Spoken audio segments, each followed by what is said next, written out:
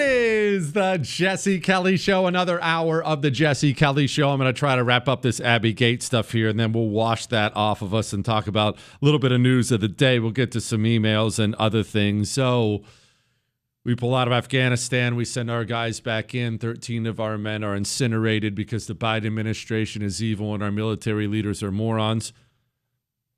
Remember what I talked about in the very beginning of the show? Two things are owed to the people willing to give up their lives for a country. You owe it to them not to throw their lives away for nothing, and you owe it to them to honor their sacrifice once they make it. Honor them.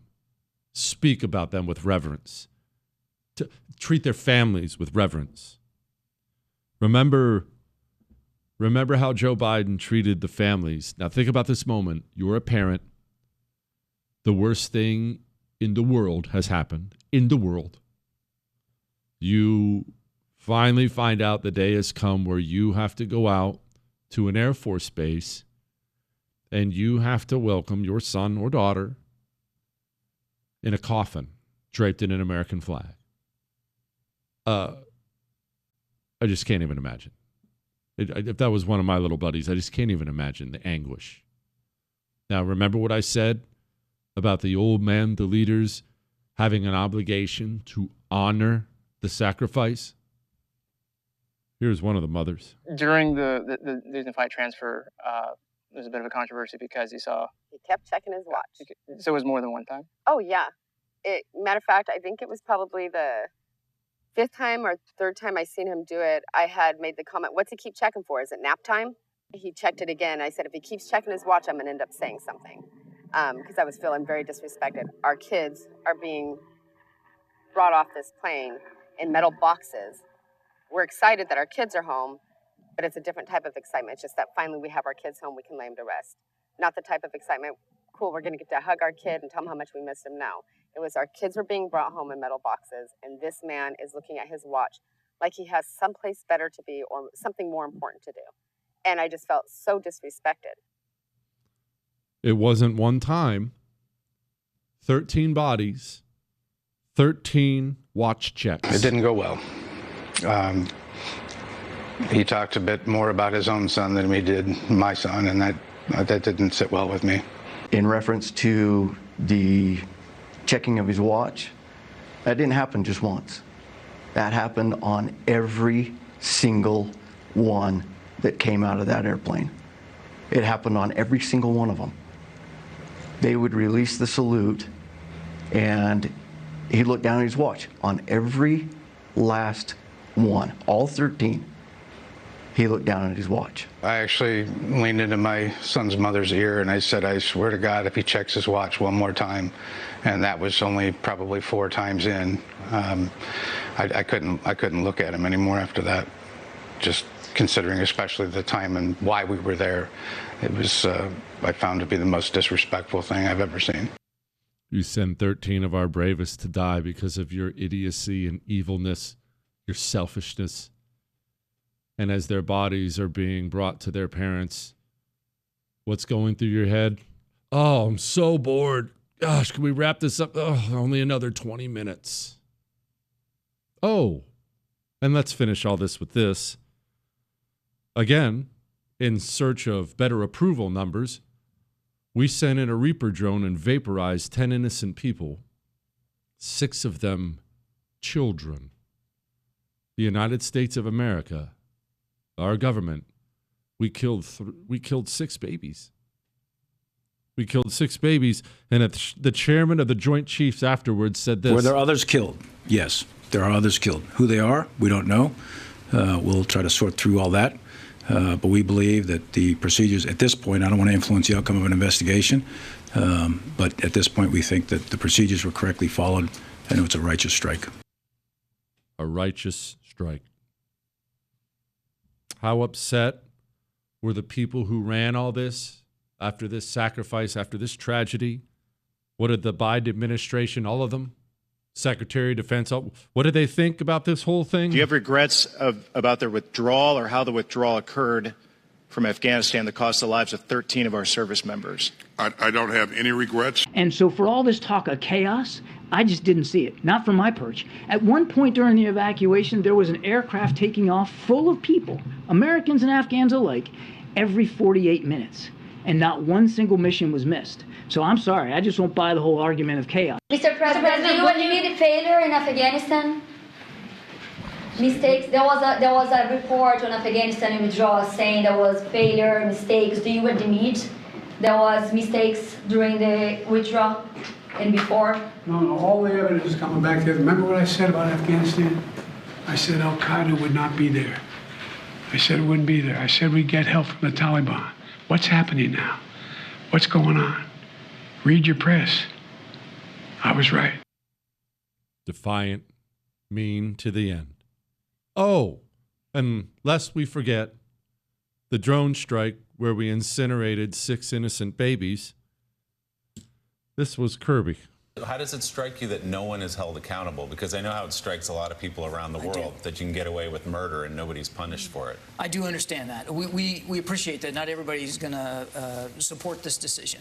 What I can tell you is we looked at this thing very, very comprehensively. And again, we acknowledge that there were procedural breakdowns. Processes were not executed the way they should have been. But it doesn't necessarily indicate that, that an individual or individuals have to be held to account for that. But look, is there discipline inside the Pentagon at all? I mean, maybe there are no charges brought up, but is anyone demoted or disciplined for what happened that day? What we are going to do, there's not going to be individual discipline as a result of this, Willie. But what we are going to do is learn from this, and we're going to enact and improve our procedures and our processes to try to make sure this doesn't happen again.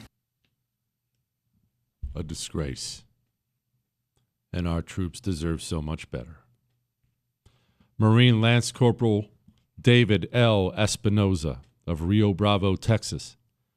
Marine Corps Sergeant Nicole L. G. 23 of Sacramento, California. Marine Corps Staff Sergeant Darren T. Hoover of Salt Lake City. Army Staff Sergeant Ryan C. Naus of Corton, Tennessee. Marine Corps Corporal Hunter Lopez of Indio, California. Marine Corps Lance Corporal Riley J. McCollum of Jackson, Wyoming. Marine Corps Lance Corporal Dylan R. Marola of Rancho Cucamonga, California. Marine Corps Lance Corporal Kareem N. Nicao of Norco, California. Marine Corps Sergeant Johnny Rosario Picardo of Lawrence, Massachusetts. Marine Corps Corporal Umberto A. Sanchez of Longsport, Indiana. Marine Corps Lance Corporal Jared M. Schmitz of St. Charles, Missouri. Navy Hospital Corpsman Maxton W. Soviak of Berlin Heights, Ohio. And Marine Corps Corporal Dagan W. Page of Omaha, Nebraska. Rest in peace, warriors.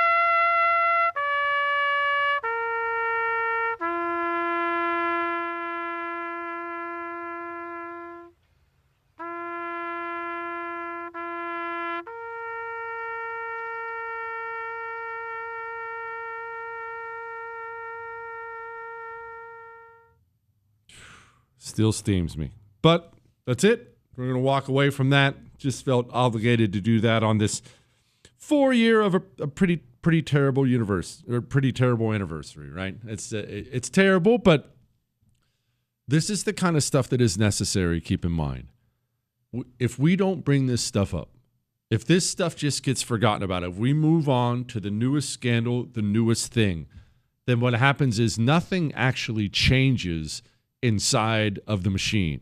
Nothing changes. They think they'll get away with it. Sure, you might get some bad press for a day or two. Keep your head down, hunker down. You'll get through it all. No, Mark Milley should be brought up on charges for this.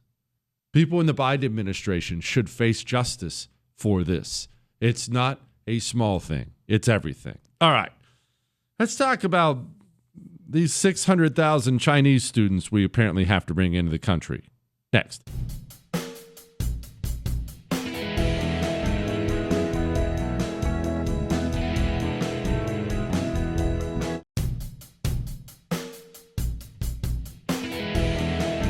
It is the Jesse Kelly Show on a wonderful Tuesday. Now let's tackle this Chinese students thing here really quickly, and then we'll get back to, we're going to do some emails and stuff. I know that was heavy, and I'm not sorry. I did it. I felt obligated to do it. I felt like we owed that to them, but I don't like to drag you down with all the heavy stuff. So let's just do a couple more quick things here, then we'll move on. So yesterday, we brought it up on the show. We played it on the show.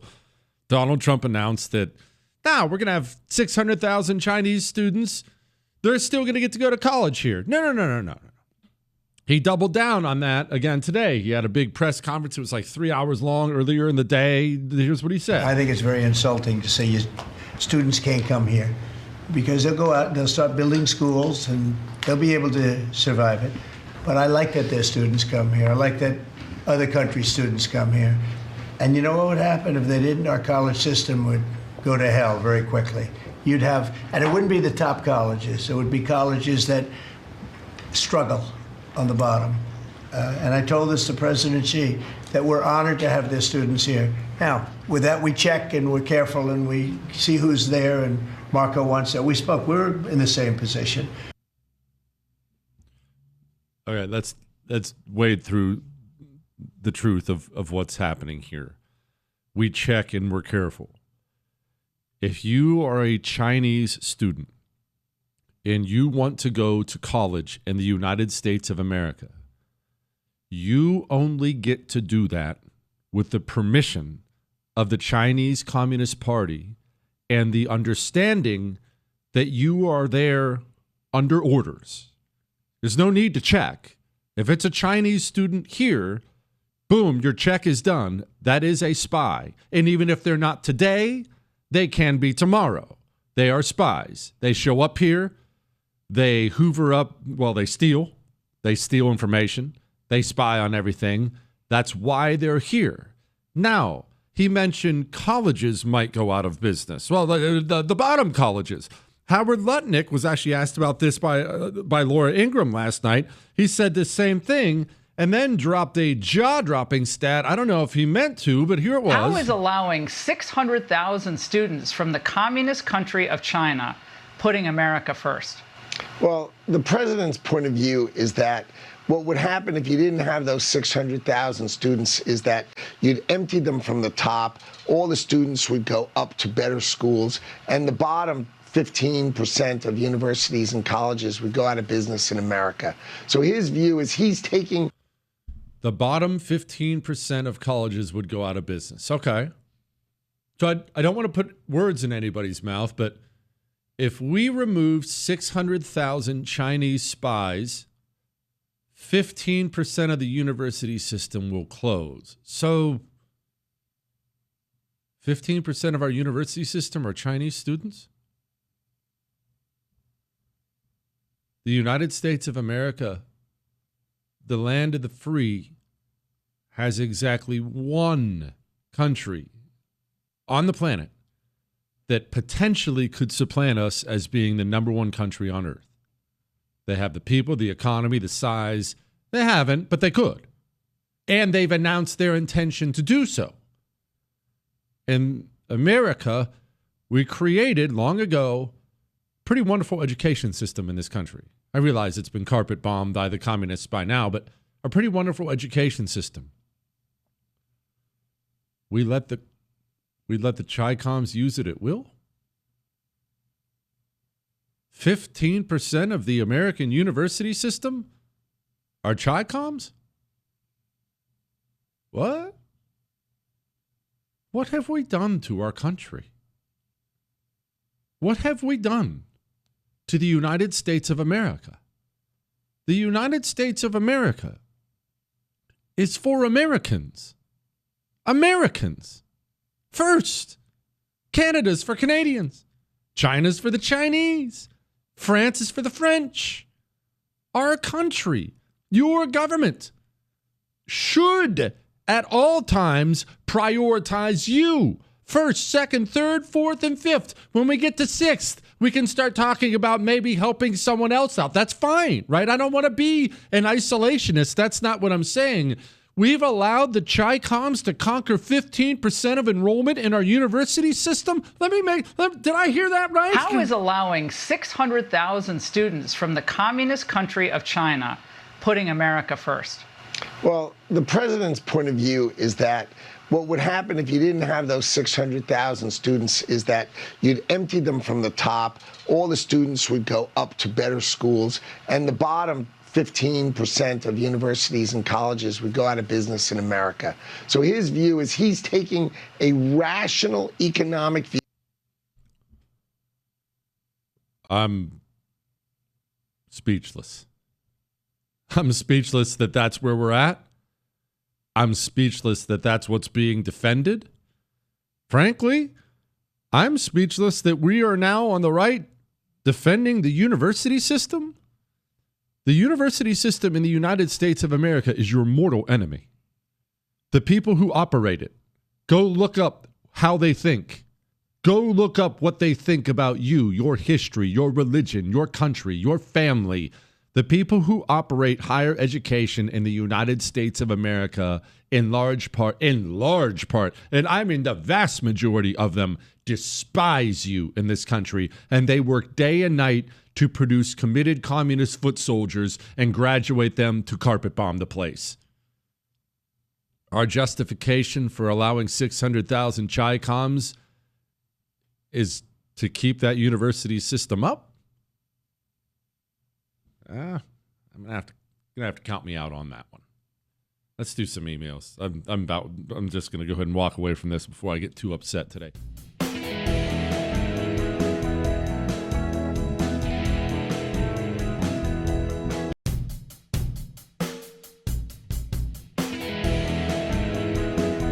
It is the Jesse Kelly Show. Let's do some emails. Maybe I ought to stick with the emails right now.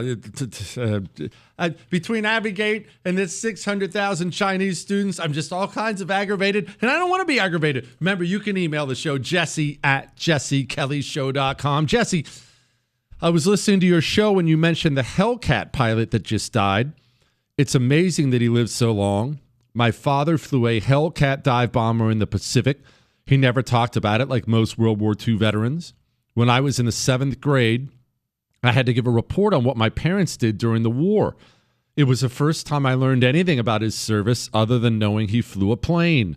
He received multiple distinguished flying medals along with the Navy Cross. Woo. He had a direct hit on a Japanese battleship in the Battle of Leyte Gulf. Those carrier pilots had one of the highest mortality rates during the war. I mention all this because he died at the age of 58. I'm sure he had undiagnosed PTSD, definitely drank too much, had all sorts of intestinal issues that ended up killing him when they teamed up with cancer. God bless the pilot that just died. I am sure he is a rarity among the pilots that survived the Pacific. So there's a thing that we've talked about before on the show, but that does not get near enough love, is the, honestly, borderline insane bravery of the World War II air crews, bomber crews, flight crews, Pacific, Europe. If I may make a suggestion, and I've suggested this to you before, you either have an air museum of some kind in your area, or you will eventually be road tripping or flying somewhere and you will see one, because they're all over the country, air museums. And all of them, well, at least everyone I've ever been in has older planes, World War II planes, this and that. If you ever have a moment, go. Take your kids and go. And like, I'm not telling you to nerd out on all the airline details. Maybe that's your thing. Maybe it's not. I want you to go and look inside or step inside, if they allow you, a World War II plane, a bomber or a fighter plane. Even if you're just right beside it, it's enough. I want you to look at it, because we picture in our heads, we know what they look like. We've seen videos. We're not stupid. But some level of armor or something, or some level of advanced technology of some kind, there's nothing to them. Nothing to them. They look, and this is not realistic, but they look, when you see them there, they look like you could walk up and like lift it up, put it on your shoulder and kind of just pick it up a little bit. That's how they look. There's nothing to them. And these men, you mentioned the Hellcat guys in the Pacific. You crawl into the seat of a Hellcat. You take off the aircraft carrier. By the way, many men died doing just that. Remember, if your plane goes down, something goes wrong, something gets screwed up, and you go down and hit the water when you're off, you are almost, well, I shouldn't say almost undoubtedly, you might be a dead man. A dead man. Now, you've taken off. Good for you. Now you have to go way up into the sky. There's no GPS. There's no GPS. There's none of this stuff. You are up into the sky. You have to circle around in the sky waiting for your other buddies to get up in the air with you, because you have to fly in formation somewhere. By the way, that in and of itself, people would die because you run into each other. Remember, we're dealing with young men here in their 20s, and it's complicated. There's visibility issues. There's wind. There's different skill levels. Just that. You might smash into another plane, and then your final moments on the earth, if you're still alive, you're watching the Pacific Ocean come rushing at you as you fly down. But then you have to take off, and you're heading towards a target where you think it might be. I want to again stress, it's not an exact science. It's not 2025 where there are satellites telling you exact coordinates. I mean, the plane will fly itself there. No. You're heading out in a direction where you think they might be. The Pacific Ocean is a vast place. And if you find them, then the real trouble begins. Because every modern Navy in World War II, us, the Japanese, the Germans, the Brits, every modern Navy knew that the biggest threat was from the air. Yes, other ships were a threat. Yes, submarines were a threat. But the thing that will most likely send you and all your men to the bottom in flame and water is a plane. Planes. So they're equipped with an absurd amount of anti-aircraft weaponry to shoot you out of the sky. Oh, and if you're going after a carrier group, they will have seen you coming, and they will have planes in the sky to shoot you down while you attack them. There are some of, if you ever nerd out on battles, I've brought up the Battle of Midway before. There are these small small pockets of information that you get, and they're just stunning. Remember, in the Pacific, there are really three basic kinds of aircraft. There are more than that, but three of the most common you would see are fighter planes, dive bombers, that goes without saying. You go up, you have a big heavy bomb, you dive down, try to release it, and then torpedo planes. The torpedo plane was suicide. You are not up in the sky diving down. You're not in a fast fighter. You're right above the water, flying really low, right at whatever ship you're about to drop your torpedo at, and you're not going 600 miles an hour because there aren't rockets back then, rocket engines. There's just prop planes. They're all shooting directly at you. They'll probably see the whites of your eyes before they blow your head off. And there are segments of torpedo bombers where just none of them came back. None. It's not like 50% casualty rate. Oh, we sent out 30. None of them returned. Suicide. There's nothing to the plane. Maybe it's a vehicle thing, because I've always felt this. I felt this way about tankers, about submariners, and definitely about the pilots. I just cannot imagine getting in a piece of equipment and making that run. And then, there's a little thing called fuel. You know how many times those guys would do an attack and they'd be flying back towards where they hope their carriers were, only the plane is wounded and or they themselves are very wounded because the planes aren't bulletproof. You're trying to make it back to the carrier with your legs shot to pieces, a sucking chest wound, your neck is bleeding. You know how many guys simply bled out in the cockpit and crashed into the water, having survived the mission back? And their friends are flying right beside them. Right beside them. You go wave goodbye to your buddy, and then you pass out, and that's it. Don't ever, and that's not even the bomber crews of Europe. Don't ever discount the insane, suicidal bravery of World War II pilots, man. Crazy. And so many answered the call. Credit to them. Credit to all of them. All right. Let's touch on a couple things here real quick. Something Tulsi Gabbard said, something Sean Duffy said, then we'll get back to some emails.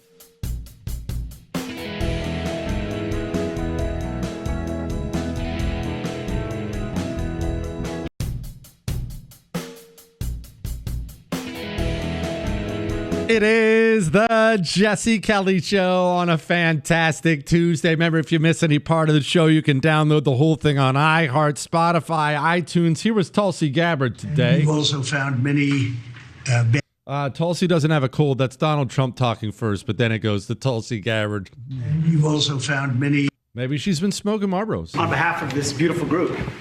Now I pressed the wrong button. All right, Chris, I need you to... My focus is just stay focused.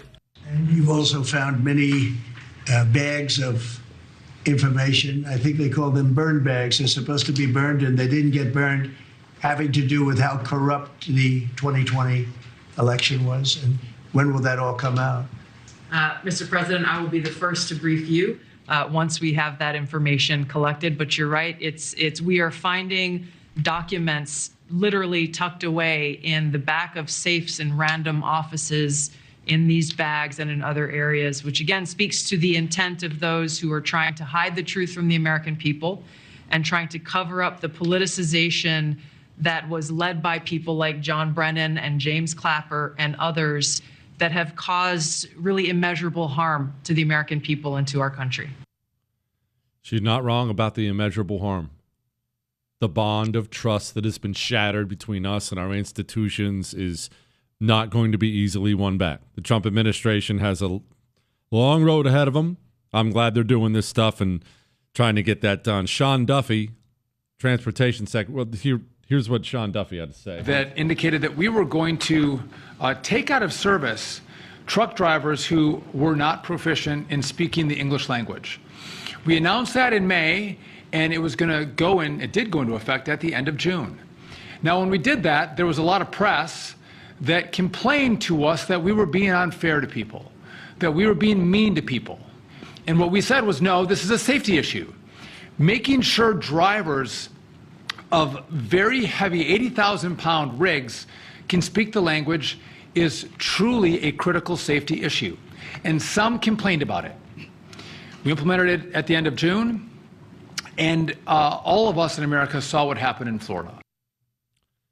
It's not just what happened in Florida, where that illegal from India killed an entire family, making the most ridiculously illegal U-turn you've ever seen in your life. Florida was not a one-off. This happens all the time.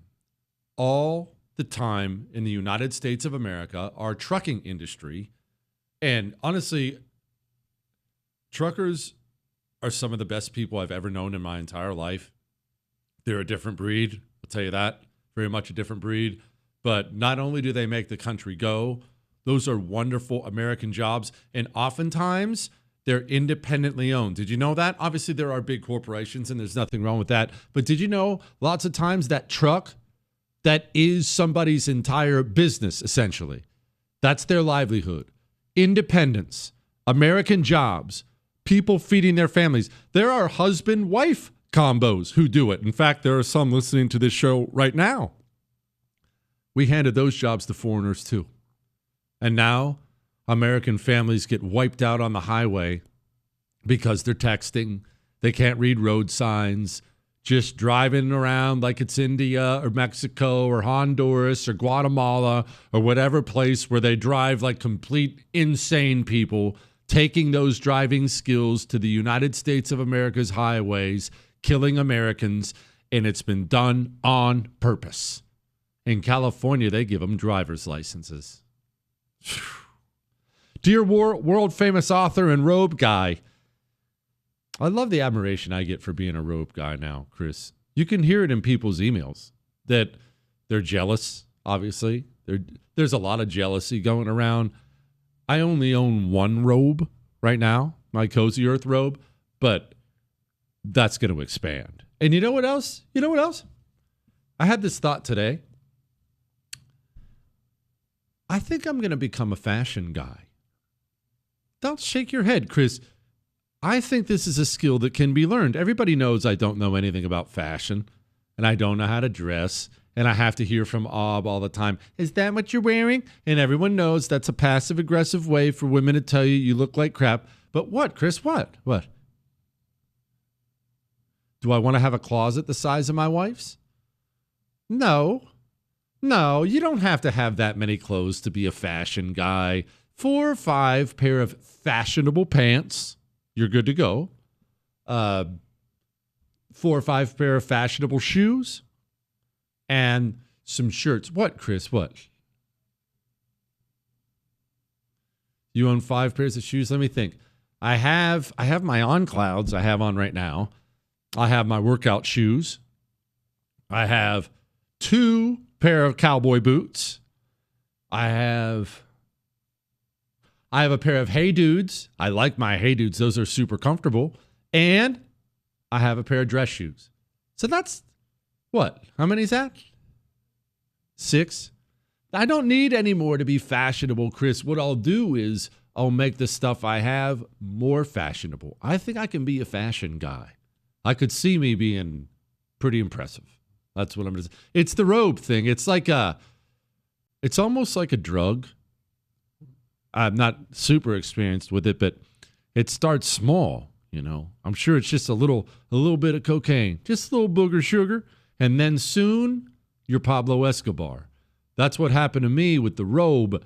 As soon as I put it on, I knew I looked better than everyone else. And I wanted to continue doing that, and that's what I think I'm going to continue doing. I'm going to get jackets, too. Fashionable people have a lot of jackets and scarves. Or are they? Is it scarves? It's the plural scarves. That's why I went to community college. We didn't cover that section. It was hot there. We didn't wear them. But I could see me having a lot of scarves. Really? No, it's not gay. It's not gay to have a scarf. People had scarves in Montana all the time. I'm going to get cashmere ones. It's from Afghanistan. You wouldn't understand. Well, I probably shouldn't give Afghanistan my business. I'll get an American version of cashmere, which I'm not totally sure exists. All right, let's talk about making artillery rounds. The Mexican government is completely owned by the cartels. Let's first talk about more Democrat violent language. And there's a rep from Michigan who said something on purpose, on camera. It may remind you and me what we're up against. Next.